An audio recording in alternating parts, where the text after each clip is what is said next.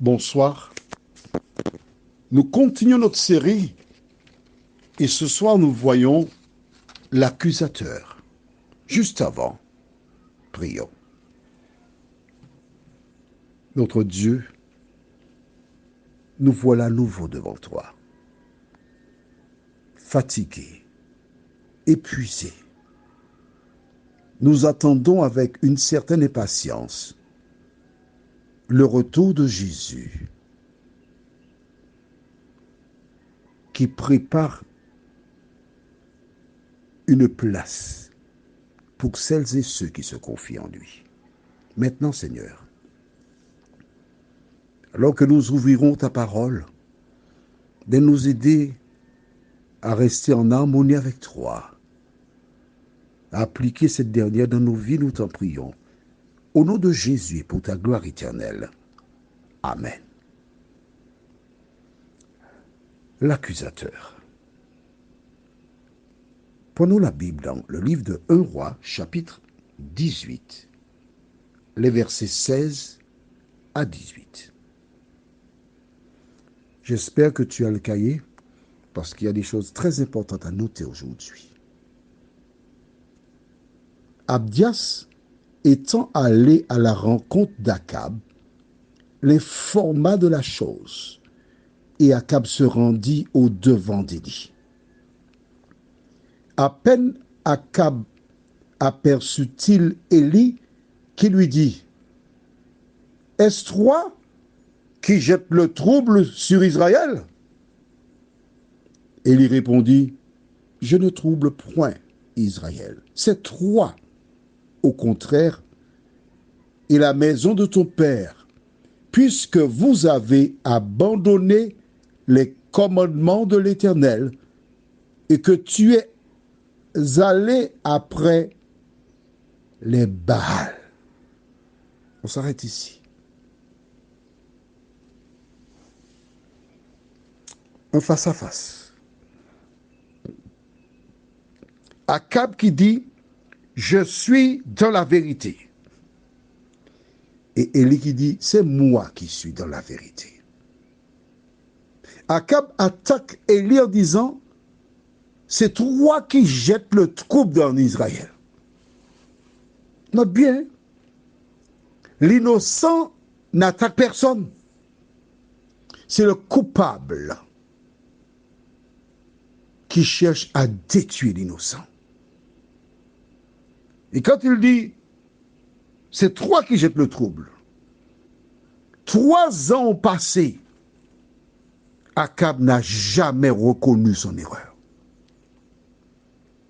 Et pourtant, des gens déclarent que le Dieu de l'Ancien Testament est un despote, il est méchant.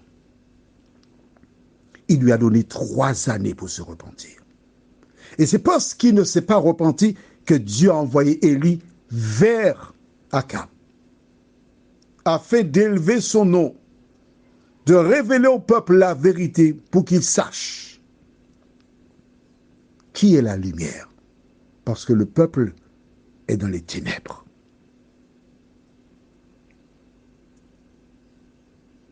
Qu'a fait Akab pour que la malédiction de l'Éternel tombe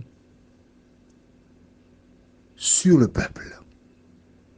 Allons au livre de Exode chapitre 20, deuxième livre de la Bible.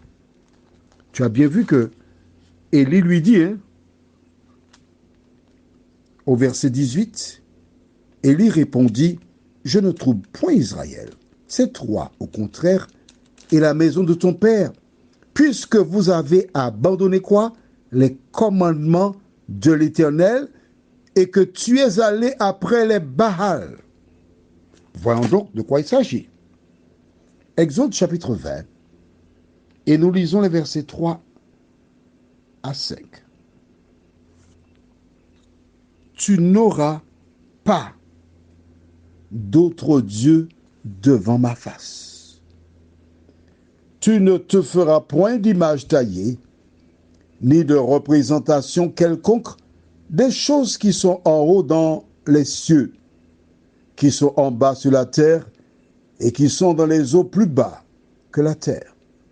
tu ne te prosterneras point devant elles, et tu ne les serviras point, car moi, l'Éternel, ton Dieu, je suis un Dieu jaloux, qui punit l'iniquité des pères sur les enfants jusqu'à la 3e et à la 4e génération de ceux qui me haïssent.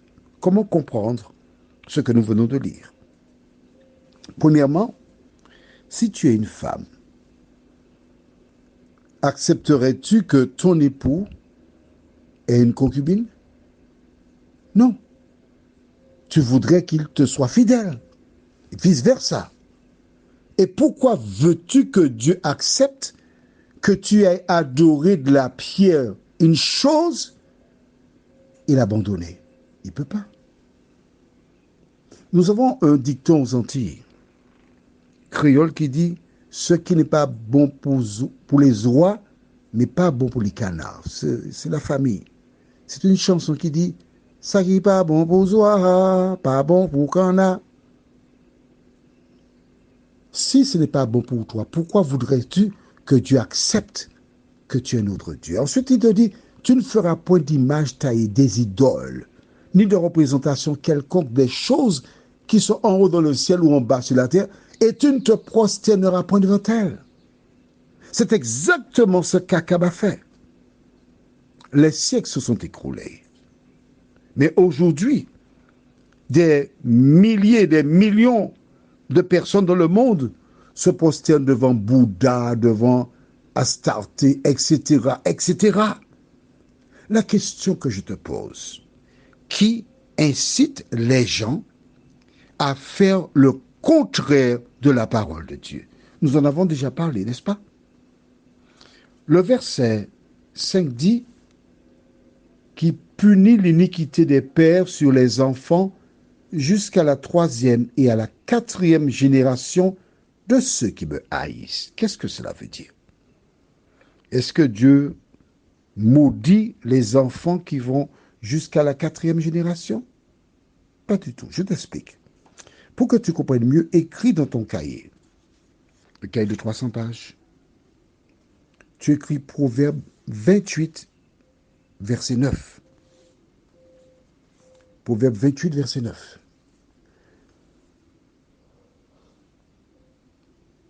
C'est bon?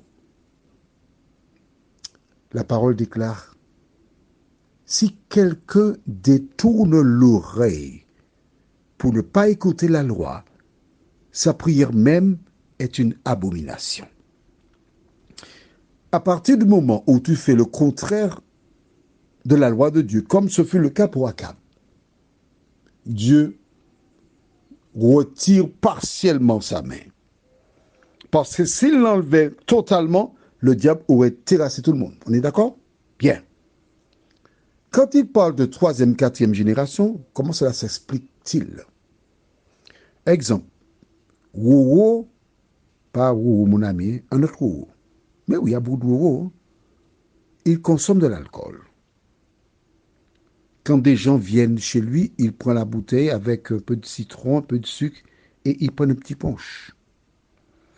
Et quand des gens s'en vont, les enfants qui sont dans la maison, dans le secteur, ils vont et ils consomment le reste du punch. Ah, tu ne savais pas ça? Ah ben bon, maintenant tu sais. Ça m'est arrivé, mais oui, quand j'étais enfant. Et c'est pas mon père, je te rassure. Il y avait des voisins, et bien on jouait là, et puis quand des personnes avaient bu, partaient, on allait, puis on jouait au grand. Hop, on vidait totalement le contenu du verre. Par l'attitude de ces adultes, ils semaient quelque chose.